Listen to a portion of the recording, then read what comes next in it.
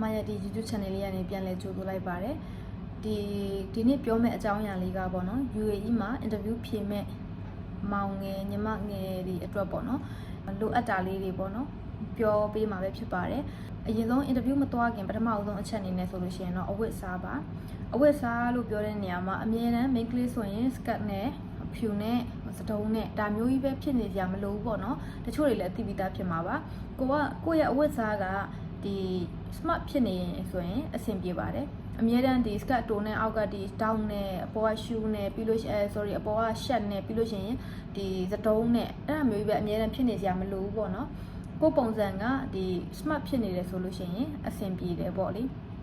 ခုနပြောတဲ့ပုံစံမျိုးဆိုလို့ရှိရင်တော့တချို့နေရာတွေမှာတော့တတ်မှတ်ထားတယ်ပေါ့နော်ဥပမာ Kevin Crew ဟာမျိုးဆိုလို့ရှိရင်တော့သူတို့ကဘာဝစ်ခဲ့ပါဆိုပြီးတော့အတိအကျအဲ့လို detail ပြောတာမျိုးရှိတယ်ပြီးရင်ဒါကတော့နေရာဒေသနဲ့လိုက်တယ်ပေါ့နော် aviation နဲ့ပတ်သက်တဲ့ aviation ဘိုင်းမှာဆိုလို့ရှိရင်တော့သူကအဲ့လိုမျိုး grooming ကိုတတ်မှတ်ထားတာမျိုးရှိတယ်အဲ့လိုမဟုတ်ဘဲနဲ့ဒီတိုင်းတခြား hospitality ပဲဖြစ်ဖြစ်နောက်ပြီးတော့တခြားဒီ sales ဘိုင်းပဲဖြစ်ဖြစ် customer နဲ့တိုက်ရိုက်လုပ်ရတဲ့တိုက်ရိုက်ထိတွေ့ရတဲ့အဲ့လို room မျိုးမှာဆိုလို့ရှိရင်တော့ကိုပုံစံကြည့်လိုက်ရင် smart ဖြစ်နေတယ်ဆိုလို့ရှိရင်ရပါပြီပေါ့နော်ပြီးရင်ခန္ဓာကိုယ်မှာအယောင်တွေအများကြီးမစင်ပါနဲ့ဥမာအဖြူနဲ့အမဲပဲဆိုအဖြူနဲ့အမဲဒါမှမဟုတ်လို့ရှိရင်အညိုပဲဆိုရင်အညိုပဲပေါ့နော်အဲ့လိုအယောင်နည်းနည်းလေးနဲ့တသိရက်လေးဖြစ်နေရင်ရပါပြီပေါ့နော် main ကလေးတွေအတွက်အထူးအရေးကြီးတာကတော့အဝတ်စားလည်းအရေးကြီးတယ်လို့ makeup နဲ့သပင်လည်းအရေးကြီးရပေါ့နော်သပင်ကဖြူဖြစ်နေမယ် makeup ကအဲ့လိုကွက်တီကွက်ကြားနဲ့အဆင်မပြေဘူးဆိုလို့ရှိရင်တော့မကောင်းဘူးပေါ့နော်အဲ့တော့ makeup ကိုအရင် over ဖြစ်ဖို့ပြောတာမဟုတ်ဘူးဒါပေမဲ့ makeup ကပါရမယ်ပေါ့နော်နောက်ပြီးလို့ရှိရင်သပင်ပေါ့နော်သပင်ကိုလည်းတရက်ပြင်သွားပေါ့ပြီးရင်ယောက်ျားလေးတွေအတွက်ကတော့တိတ်ပြီးထိုးရူမရှိဘူးယောက်ျားလေးတွေလည်းခုနပြောသလိုပဲ smart ဖြစ်ရမယ်ကြည့်လိုက်တာနဲ့ပြီးရင် hygiene ပေါ့နော်တန်ရှင်းဖြစ်ရမယ်အထူးသဖြင့်ဒီ hotel ဘိုင်းနဲ့ပတ်သက်တဲ့သူတွေဆိုလို့ရှိရင်တော့တရရှိရမယ်တန်မြန်ရှိရမယ်ပြီးရင်လက်သေးအထူးသဖြင့်ပေါ့နော်လက်သေးတို့သပင်တို့ကတော့ခတ်တူခတ်ရှင်းပေါ့နော်အဲ့လိုရှိရင်ပိုကောင်းတယ်နောက်ပြီးလက်သေးဆိုလို့ရှိရင်လုံးဝမရှိရဘူးပေါ့နော်ပြီးရင်လက်သေးမှာဆိုရင်တန်ပြန်လေးဖြစ်နေတယ်ဆိုလို့ရှိရင် okay အဲ့လောက်ဆိုရင်ယောက်ျားလေးကလုံလောက်ပြီပေါ့နော်ပြီးလို့ရှိရင်ကိုတင်းနှမ်းပေါ့နော်ခန္ဓာကိုယ်တချို့ယောက်ျားလေးတွေကြတော့ဒီနေပူတဲ့ဘာညာထွက်တယ်ဆိုလို့ရှိရင်ခန္ဓာကိုယ်အနက်ပြင်းတာမျိုးရှိရပေါ့နော်အဲ့လိုဆိုလို့ရှိရင်ကိုက body spray တို့နောက်ပြီးရေမွေးတို့ဒါမျိုးတွေစောင်းသွားပေါ့နော်ကိုခန္ဓာကိုယ်အနံ့ပြင်းတတ်တယ်ဆိုလို့ရှိရင်ပေါ့ဒါကတော့နံပါတ်1တစ်ချက်ပါနောက်နံပါတ်2တစ်ချက်အနေနဲ့ကတော့ interview ခန်းထဲကိုရောက်တဲ့အချိန်ကြလို့ရှိရင် interview အောင်စတွေ့တဲ့အချိန်ကြလို့ရှိရင်ကိုကပြုံးပြပါပေါ့နော်ပြုံးမှာအဲ့ဒီပြုံးတဲ့ဟာကစိတ်ပါလက်ပါနဲ့ပြုံးပေါ့နော်ဒါကတော့အထူးပြောစရာမရှိဘူးမြန်မာတွေကအဲ့လိုနေရာမှာမြန်မာတွေကအရန်တော်တယ်ပေါ့နော်မြန်မာတွေရဲ့သူ့ရဲ့မျက်နှာကိုကသူကချူတတာရှိတယ်ဖော်ရွေရှိတယ်ပြုံးလိုက်လို့ရှိရင်မြန်မာတွေပြုံးတဲ့အပြုံးနဲ့တခြားနိုင်ငံသားတွေပြုံးတဲ့အပြုံးနဲ့တကယ်တော့မတူဘူးပေါ့နော်အဲ့လိုကွဲပြားတယ်အဲ့တော့အဲ့ဒီဟာကိုလက်နက်အဖြစ်အသုံးချပါပေါ့နော်ကိုကပြုံးလိုက်တဲ့ခါကျလို့ရှိရင် fake အပြုံးမျိုးမဟုတ်ဘဲနဲ့တကယ်ကိုစိတ်ထဲကနေနှစ်ကပြုံးတဲ့အပြုံးမျိုးနဲ့ interview ကိုပြုံးပြပါပေါ့နော်အဲ့ဒါကတော့နံပါတ်1တစ်ချက်ပေါ့နော်ပြီးလို့ရှိရင်ကိုကအရင်နှုတ်ဆက်ပါနောက်တစ်ခုကတော့များသောအားဖြင့်ဒီကိုဖုန်းဆက်လာတာပဲဖြစ်ဖြစ် interview လာဖို့အတွက် email ပို့လာတာပဲဖြစ်ဖြစ်အဲ့ဆိုလို့ရှိရင်သူတို့နာမည်ကိုသူတို့ mention တတ်တယ်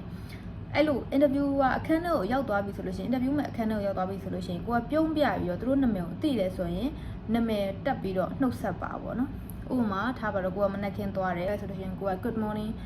Mr. Miss ပေါ့နော်အဲ့လိုမျိုး how are you today အဲ့လိုမျိုးပေါ့နော်ကိုဘက်ကအရင်စပြီးတော့ဖော်ရွေနဲ့နှုတ်ဆက်ပါပေါ့နော်အဲ့လိုနှုတ်ဆက်ပါအဲ့ဒါနံပါတ်2တစ်ချက်ပေါ့နော် okay စပြီးတော့ကို interview ပြီဆိုလို့ရှိရင်နံပါတ်3တစ်ချက်ကတည့်ရသူလည်းတိလောက်ပါတယ်ပေါ့နော် introduction ကအရေးကြီးပါတယ်တချို့ interview တွေများတော့အဖြစ်မေးတတ်တယ်ပေါ့တချို့ကျတော့လည်းမမေးပါဘူးဒါပေမဲ့ရာခိုင်နှုန်းတော်တော်များများမေးတဲ့ထဲမှာပါတယ် tell me about yourself ပေါ့နော်အဲ့ဒီမေးခွန်းမှာအဲ့ဒီမေးခွန်းကလွယ်မလို့နဲ့ခတ်ပါတယ်အဲ့တော့အဲ့ဒီမေးခွန်း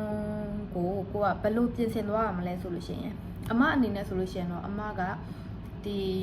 interview မဲ့အလုပ်အတိုင်းမှာအမရဲ့ tell me about myself မှာအမကကိုရေးထားပြီးသားအဲ့ဒီရေးထားတာကိုအမအလုပ်တိုင်းမှာသုံးလို့ရအောင်လို့အမရေးထားတယ်ဥပမာဒါပေမဲ့တခုတော့ရှိရပါတော့အမလုပ်မဲ့အလုပ်ကအမ customer service နဲ့ပတ်သက်တဲ့ဟာပဲလုပ်မှာအဲ့လိုဖြစ်တဲ့အတွက်အမ format ချပြီးတော့ကိုယ့်ဟာကိုဒီပေါင်ထဲမှာအမရေးထားတယ်အဲ့ဒီထဲမှာဘာတွေပါရမလဲဆိုလို့ရှိရင်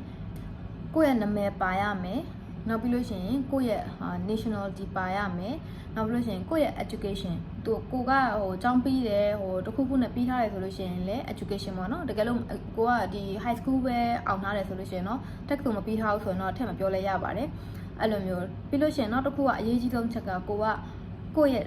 experience ပါကိုကဘာတွေ experience ရှိခဲ့တယ်ဆိုတာပြီးလို့ရှိရင်ကိုယ့်ရဲ့ achievement ပေါ့နော်ကိုကအဲ့လိုမျိုး experience ရှိပြီးတော့အဲ့ဒီအရင်အလုပ်တွေမှာကိုဘယ်လိုအောင်မြင်မှုမျိုးရခဲ့တယ်ပေါ့ဒါမျိုးပေါ့နော်အောင်မြင်မှုမျိုးဆိုတာအကြီးမှမဟုတ်ဘူးတေးသေးလေးတွေအဲ့လိုလဲထည့်ပြောလို့ရတယ်ပေါ့နော်အဲ့လိုမျိုးအဓိကစကလုံးလှလှလေးနဲ့အချိန်ကိုအရင်ဆွဲမသွားမဲ့နဲ့ဒီ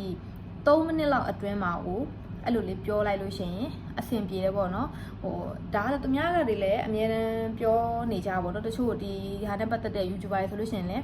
ဒါ sharing လုပ်ပေးနေကြဒီ introduction မှာကိုကငငယ်တုန်းကလို့တည်မလားမိသားစု biography ကိုယ့်ရဲ့ biography ကိုမေးနေရမှာမဟုတ်ဘူးအဲ့အတွက်အဲ့လောက်ကြီးပြောကြမလို့ဘူးကိုယ်နာမည်နဲ့ကိုယ် nationality နဲ့ပြီးလို့ရှိရင်ကိုယ့်ရဲ့ education နဲ့ပြီးရင်ကိုယ့်ရဲ့လုပ်ငန်းအတွေ့အကြုံနဲ့ပြီးရင်ကိုယ့်ရဲ့ achievement နဲ့ဒါပ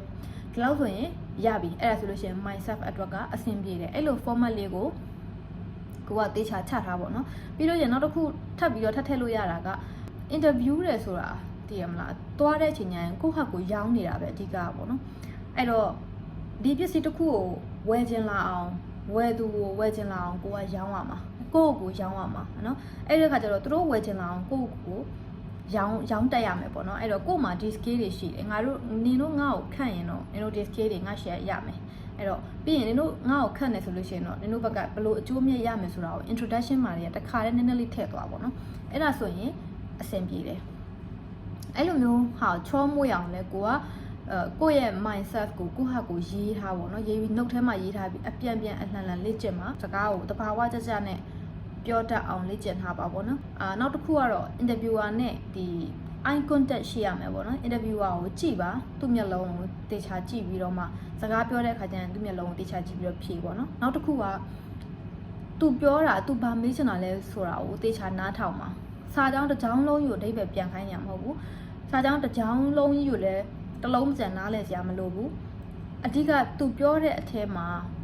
ဘယ် point ကိုသူပြောချင်တာလဲဆိုတာကိုနားလည်ရမယ်ပေါ့နော်အဲ့ဒီ point ကိုနားထောင်လိုက်တာနဲ့ဒီဟာကိုမေးချင်တာပါလားဆိုတော့ကိုယ့်ရဲ့ဖြတ်ထိုးညံသုံးပါပေါ့ကိုယ့်ကိုဘာမေးတာလဲဆိုတော့ဒီ point လေးတစ်ခုနှစ်ခုတော့ပါတယ်ဆိုလို့ရှိရင်ကိုဖြေလို့ရတယ်အဲ့တော့အဲ့လို point လေးတွေကိုတေချာနားထောင်ပါ interviewer တွေကလည်းတော်တော်များများသိကြပါတယ်အထူးသဖြင့်ကိုဒီနိုင်ငံက nationality ပေါင်းစုံဆိုတော့သူတို့ကလည်းသိတယ်ပေါ့နော်သူတို့မေးချင်တဲ့ point ကိုသူတို့ကအတန်နည်းနည်းလေးမြင့်ပြီးတော့အဲ့ဒီဟာကိုfocus လုပ်ပြီးပြောတတ်တယ်ပေါ့နော်အဲ့ဒီအချက်ကိုတေချာနားထောင်ပါ okay အဲ့ဒါဆိုလို့ရှိရင်နောက်တစ်ချက်ပေါ့နော်နောက်တစ်ချက်အနေနဲ့ကတော့ကိုကအဲ့ဒီ interview ကိုတွားရမယ်ဆိုလို့ရှိရင်ဒီသူတို့ရဲ့ company အကြောင်းကိုလေ့လာထားပါပေါ့ဒီမှာထားပါတော့ hotel ဆိုလို့ရှိရင်လည်းသူတို့ hotel တွေကဘန်တခုနှစ်ကတီထောင်နေပြီးလို့ရှိရင်ဘယ်သူတီထောင်နေဒါတွေလည်းမေးနေမိထားရှိရဒါပေမဲ့အမကြုံခဲ့တဲ့လောက်တော့အဲ့ဒါမျိုးမေးတာကတော့ရှားတယ်ပေါ့နော်ရှိတော့ရှိတယ်တိတ်တော့အများကြီးတော့မဟုတ်ဘူးအဲ့လိုမေးခွန်းမျိုးလည်းမေးတတ်တယ်အဲ့ကြောင့်မလို့အဲ့ဒီဟာကိုလည်းနည်းနည်းလေးကြည့်သွားပေါ့နော်နောက်တစ်ခုကကြတော့သူတို့မေးတတ်တဲ့မေးလေးမေးထားရှိတဲ့မေးခွန်းကဥပမာအထူးသဖြင့် brand အကြီးတွေဆိုလို့ရှိရင်ဘာကြောင့်နင်ဒီမှာလုပ်ချင်တာလဲအဲ့လိုမျိုးမေးတတ်တဲ့မေးခွန်းမျိုးရှိပေါ့နော်အဲ့လိုမျိုးအခါမျိုးဆိုလို့ရှိရင်လည်းကိုကဖြေဖို့အတွက်ကြိုပြီးပြင်ဆင်သွားပါနော်โอเคနောက်တစ်ခုကကြတော့ interview တဲ့အချိန်မှာပေါ့နော်ကိုယ့်ရဲ့ကိုယ်နေဟန်ထားကမတ်ရှိရပါမယ်ခန္ဓာကိုယ်ကိုအဲ့လိုခွေခောက်ပြီးတော့မထိုင်နဲ့ပေါ့နော်ဟိုကခက်မတ်နဲ့ကြောရှင်းထိုင်မှာ main ကလေးပဲဖြစ်ယောက်ျားလေးပဲဖြစ်နောက်တစ်ခုကတော့ interview တစ်ခုရှိတာကပေါ့နော် interview တဲ့ကိုသွားမယ် interview မဲ့အချိန်ကြလို့ရှိရင် nervous ဖြစ်ကြတယ်စိတ်လှုပ်ရှားကြတယ်ပေါ့နော်အဲ့ဒီမှာအဲ့လိုမျိုးဖြစ်ကြတယ်ဒါကတော့လူတိုင်းပဲအဲ့ဒီဟာကသဘာဝပဲပေါ့နော်ဘယ်သူမှဆိုဖြစ်ကြတယ်ဒါပေမဲ့ interview တွေများလာတဲ့အခါကြလို့ရှိရင်ကိုယ်မှာကကို skill လည်းရှိတယ်ကိုဘာသာစကားလည်းကျွမ်းကျင်တယ်ဆိုရင်တော့အဲ့လောက်ကမဖြစ်တော့ဘူးပေါ့နော်အဲ့လိုကဖြစ်တာသဘာဝပဲလူတိုင်းဖြစ်တယ်အဲ့ဒီဟာကိုအရင် focus ဒီမထားနေနဲ့အမဒါဆိုလို့ရှိရင်တော့တချို့ interview တွေဆိုအမနည်းနည်း nervous ဖြစ်တာမျိုးတွေရှိရဥပမာအရေးကြီးတယ် brand အကြီးကနေ company အကြီးကနေရတဲ့ interview မျိုးတွေဆိုလို့ရှိရင်နည်းနည်းစိတ်လှုပ်ရှားတတ်တယ်ပေါ့နော်အဲ့လိုမျိုးဆိုလို့ရှိရင်တော့အမကတော့interviewer ကိုပဲပုံမှန်လေးနဲ့အမကပြောလိုက်တယ်ငါနည်းနည်း nervous ဖြစ်နေတယ်ပေါ့နော် interview မစခင်တည်းကငါနည်းနည်း nervous ဖြစ်နေရဲ့ဘာညာစကားစမိလေးပြောလိုက်လို့ရှိရင်တော့တတ်တာသွားတယ်တခုက interviewer နဲ့ကိုနဲ့ကတခုမှတ်ထားရမှာသူတို့နဲ့ကိုနဲ့ကဘာကျေးဇူးကံကျေးဇူးကောင်းမှမရှိဘူးအဲ့တခုကိုသိထားရမယ် အဲ့လိုပြောလို့ဒါဟိုဘယ်လိုပြောရမလဲဒါရိုင်းတာမဟုတ်ဘူးเนาะဒါတကယ်ကိုသူတို့နဲ့ကိုယ်နဲ့ကဘာကျေးဇူးကံကျေးဇူးကောင်းမှရှိမနေဘူးကိုသူတို့ကကိုစကေးကိုကြည့်လိုက်လို့သူတို့လိုချင်တဲ့ဟာနဲ့ကိုက်ညီလို့ကိုယ်ကိုအင်တာဗျူးခေါ်တယ်ကိုကလည်းကိုပေးရမယ်ဟဲ့ကိုယ့်ရဲ့အချိန်တွေကိုယ့်ရဲ့ scale တွေအားလုံးသူတို့အတွက်ပေးရမယ်အဲ့တော့ဒါကအယောင်းအဝယ်တစ်ခုလိုပဲအဲ့လိုပဲသတ်မှတ်ထားပါတော့ကို nervous ဖြစ်တယ်ဆိုလို့ရှိရင်ကိုကစိတ်လှုပ်ရှားတာအရန်လွယ်တယ်ဆိုလို့ရှိရင်အဲ့ဒီဟာကိုစိတ်ထဲမှာထည့်ထားပါ okay तू ကငါနဲ့ငါရဲ့ကျေးဇူးရှင်လည်းမဟုတ်ဘူးငါရဲ့ဘာမှမဟုတ်သေးဘူးเนาะဘာမှမဟုတ်သေးတဲ့အတွက်ဒီအရင်ကြောက်နေကြမလို့ဘူးပေါ့နော်မြန်မာတွေအနေနဲ့ကများသောအားဖြင့်အဲ့လိုမျိုးကြောက်တတ်တဲ့ဟာရှိတယ်ပြီးစိတ်လှုပ်ရှားတတ်တယ်ပေါ့နော်စိတ်လှုပ်ရှားတာလူတိုင်းစိတ်လှုပ်ရှားတယ်အဲ့ဒီအတွက်အကိုမပူနေနဲ့ကိုမမဟုတ်ဘူးတခြားနိုင်ငံသားတွေလည်းကိုလိုပဲစိတ်လှုပ်ရှားတာပဲအဲ့လိုဖြစ်တယ်အဲ့ဒီဟာကိုထားလိုက်မေ့ထားလိုက်နောက်တစ်ခုကကြောက်စိတ်ကတော့လုံးဝမဖြစ်နဲ့ပေါ့နော်အင်တာဗျူးနဲ့ကိုကနဲ့အင်တာဗျူးနဲ့ကိုနဲ့ကဘာကျေးဇူးကံကျေးဇူးကမရှိမနေသေးဘူးအဲ့ဒီအတွက်ကိုကကြောက်စရာမလို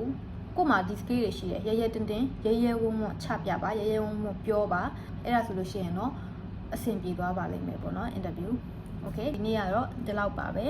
နောက်ဗီဒီယိုတွေမှာဆက်တွေ့ပါမယ်အားလုံးကိုကျေးဇူးတင်ပါတယ်ဘိုင်ဘိုင်